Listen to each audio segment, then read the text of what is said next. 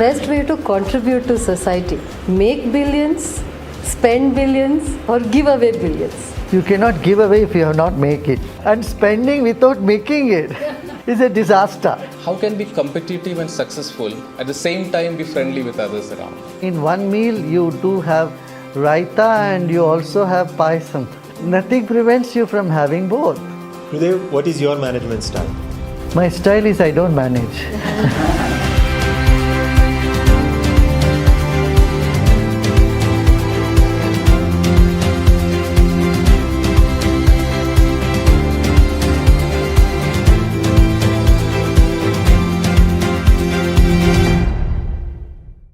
As a leader of the Art of Living organization for decades and running it very successfully, have you ever felt any peer competition?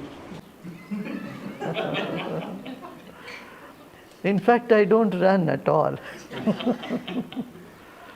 I just give what I have, what I know. Where is the competition there? Competition is when you want to get something, you want to achieve something. It's only a matter of giving. Even that giving, there is no effort. When there is no effort, there is no competition, no challenge. Gurudev, what is the best way to contribute to society? Make billions, spend billions, or give away billions? You cannot give away if you have not make it. And, and spending without making it is a disaster. So, obviously your question says you have to make. But while making, make sure that you don't cross the line. You don't make in such a way that you break yourself. So we need to bring the balance, life-work balance in our. What's the magic ingredient of success and how can we develop a success mindset? Well, in the running race, you only look at your track and you do your best. You don't look left and right. If you keep looking at the left and right, who is going where, you will lose your race.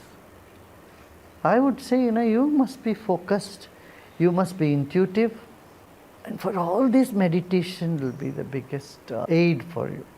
We meditate regularly, twice a day. Your intuitive ability will become better, and your innovative spirit becomes better. You realize your success depends on you and you only. Pulling down others is not going to make you run faster. We need to look at our track and put our 100%. For this you need enough energy. You need to have a stress-free mind and a clear vision of where you want to go, what you want to do. And intuitive ability. Without intuition, business cannot happen. You ask all the successful people, whoever had any success in thing, they said, sometime this idea came to me and it clicked. That is where meditation can be of immense benefit for businessmen. Your communication skills improve. Business, most of it is all about communication. Even a good deal can fall through if the communication is not efficient. And on top of all this, there is a sense of confidence that meditation can build in you, which can help you to grow and overcome all the obstacles that you might come across in business. Most of the disaster we create is due to our impulsiveness. In an impulsive way, emotionally you take a decision and then you keep regretting about it later. Right? So meditation helps there also. All in all, it just brings so much happiness in you, which is the goal of all wealth. Suppose you have all the wealth and you are miserable, what good that wealth is for? Our wealth is for to create physical comfort and happiness in life. If this goal is not achieved, then there is a serious lapse there, isn't it? It's almost like saying operation is successful but the patient died. Most people do not even pay attention to this fact. And so they're unhappy, not knowing why they are unhappy.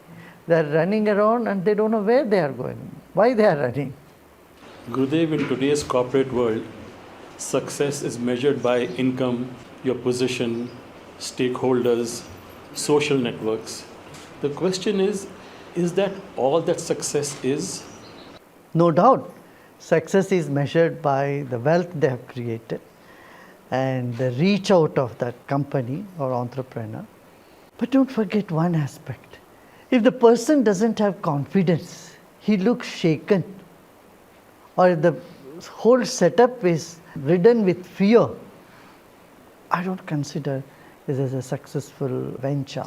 To me, a sign of success is an undying smile and a confidence that doesn't wither away.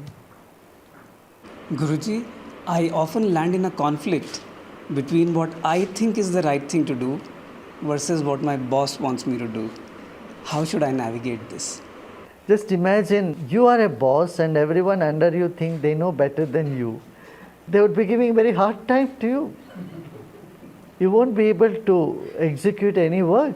So we must give that benefit of doubt, and there is a way, there is a skill to impress your boss. Give your ideas, but don't tell him your idea is wrong, my idea is good. You tell them, sir, I think this way, what do you think? Why don't you look into this? Why not we look into this? Don't even say you look in. Why not we look into this? This is better for the company, isn't it? What do you think? You know it better. The last word, you know it better, doses down the ego, and it brings more listening in the people. These are communication skills. No business can work without teamwork. Even a boss cannot be a dictator in any business. There need to be consensus. There need to be consultations. They need to listen. A business leader will have to have all ears and eyes. For any business to be successful, a business leader will have to have multiple feedbacks. He doesn't have to take all the feedback, but at least he should listen to all the feedback. Gurudev, what is your management style? My style is I don't manage. I let things happen. Guruji, as leaders, how can we encourage our people to be good team players? And what are the qualities of an effective team player? One of the main ingredients of team spirit is tolerance. Tolerance to diversity.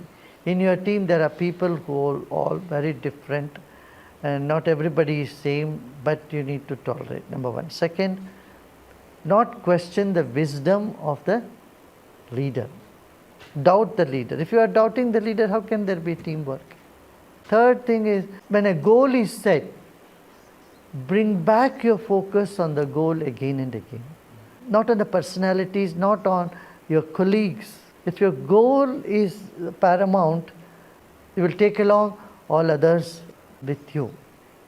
Gurudev, in the corporate world, how can be competitive and successful at the same time be friendly with others around?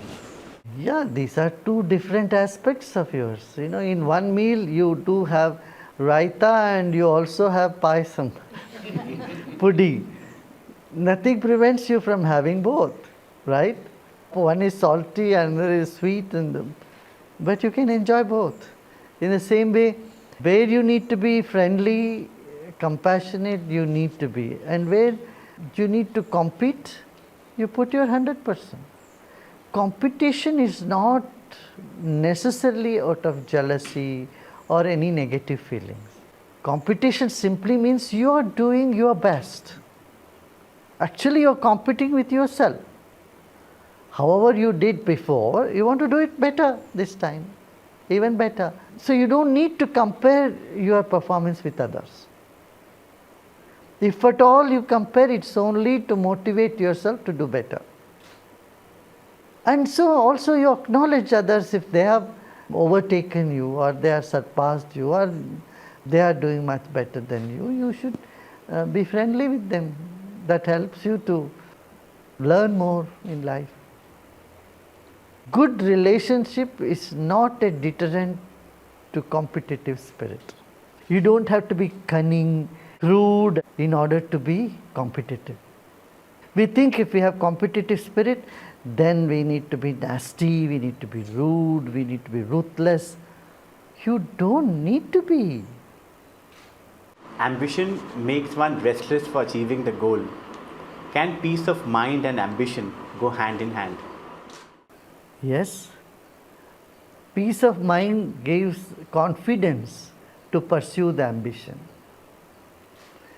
Having just ambition alone can cause you nervous breakdown also. You have ambition, but you don't believe that it is possible to fulfill your ambition, or you don't have inner strength to pursue that path. What is the result? Nervous breakdown, sleepless nights. Passion for anything is in no way detrimental to invoking the inner strength or peace or compassion. They're all part of life. Gurudev, corporate life offers lot of money, fame, power. Can one still achieve highest spiritual wisdom after aspiring for all this, and how? Following a good hygiene is in no way detrimental for your work. In fact, it complements. Similarly, spiritual practices give you your inner strength. Anyway, you spend 6 to 8 hours sleeping. When you sleep, you are no longer doing business, right? You are not businessman 24 hours, I tell you. Like that, a few minutes of your time you take conscious relaxation or meditation, spending time in wisdom. This will complement your other activity. So one can be enlightened and a businessman. Yeah. Kabir was a worker, he was a weaver. And you will see there was a Machaya who was a cobbler. There were people, Kumbhara, there was one who would make the pots. He was an enlightened saint. And similarly, there are many poets, many professionals. From almost every profession, there has been people who have been in wisdom, who have got enlightenment. So, don't think any activity, any profession to be counterproductive to spirituality, if it is done ethically. Anything done unethical definitely will hamper your spiritual growth. Gurudev, how should organizations drive entrepreneurial spirit with their employees? First of all, they should understand that this is the tree that's giving them shade and they need to nurture it.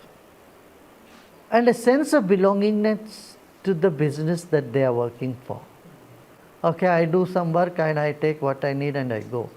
There need to be sense of connectivity or sense of belongingness with the business itself. Then there is reverence, respect for their sustenance. When you know this is the cow that's giving you nourishment, you will definitely feed the cow and you will feel that sense of belongingness with it. In the same way, a business is sustaining your life, your home, and if you allow the business to go down, ultimately you are at the receiving end. Many saints in this country have said work is worship. If you can consider work as the source of your sustenance and attach the sacredness to it, makes a whole lot of difference. How does one ensure that they get well recognized for their efforts that they're putting in their organization? More confident a person is, more talented a person is, he always feels he has not been recognized. That indicates you are confident about your abilities. Better keep that. When it comes to receiving gifts, you should feel that you are not worthy of it, because you have got more than what you need. This is what makes you humble. As far as rewards are concerned, there's a difference between a grace and gift that you get from the divine. There you always feel you don't deserve what you are getting. And this is a sign of blissful, happy state. But when it comes to your action, and when you feel you are not rewarded enough, that shows you have a lot of talents, you can do even more, and you can do even better. And remember one thing, one day your efforts will always be recognized. If not today, tomorrow or someday later. Gurudev, as a leader, when I'm humble, people take me for granted.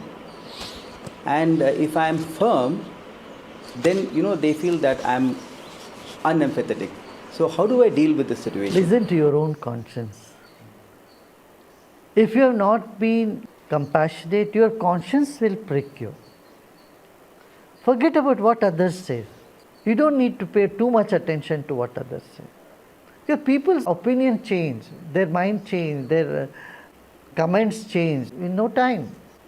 And if we base our whole action on someone else's opinion and their feelings, their emotions, we'll be nowhere. So we must listen to ourselves, our own conscience, go by our own conscience. In these times when you've had to lay off people and you have to take tough decisions, how do you lose your human values at that time, or how do you manage that? When you had to save a business, and for saving a business you had to lay off some people, you must do it. Don't have to get too emotional about it. Otherwise, if your whole business starts sinking, you won't be able to help even few others that you would have otherwise been able to. Yes, you can give them a better packet. You can see them off with compassion, in the sense of whatever best you can do to the people whom you are laying off. Such tough decisions impact people's lives and careers badly. So, do business leaders attract bad karma for such decisions? When you have to take such decisions, it won't bring a bad karma or anything like that. You need to see your capability and your need. Obviously, you cannot feed the entire population. You must remember, there is a higher power which takes care of everybody's life. Whatever best you can do, you do it. If you think, I won't have my food unless I feed every hungry people in the world, you won't be there even to feed others. Right? We need to be practical on all these issues. Emotions have their place, no doubt, but wisdom should be placed above the emotions. Gurudev, in the recent past, people have experienced personal and professional setbacks. Could you please share with us the ways to restore hope? When tough time comes to an individual, it is too heavy. It appears to be unsurmountable. But when the same thing is happening to people all around, somewhere it brings a subconscious comfort in people. It's not me alone, but others are also suffering. They somehow manage to rise above the water. So it is better to keep the eyes and ears open and find out there are people who are in much worse situation than ourselves. We are better off. That gives a lot of hope. Though it's not a most healthy state according to me, but at least it does something. It just gives them a little more confidence and hope. Again, here I would say meditation, spiritual knowledge, wisdom is immensely beneficial. Reading Bhagavad Gita, Gita was taught to Arjun, who was a warrior, who had huge responsibility.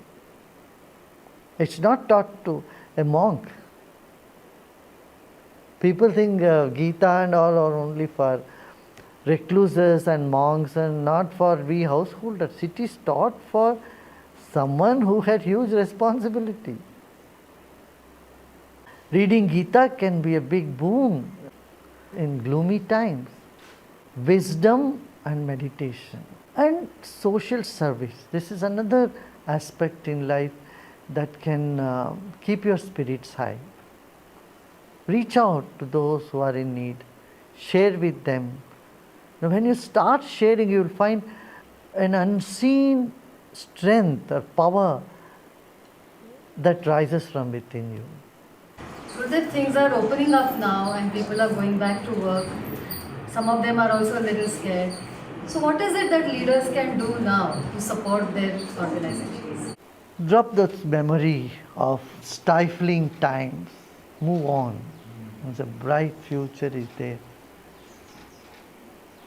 And you have a lot to do.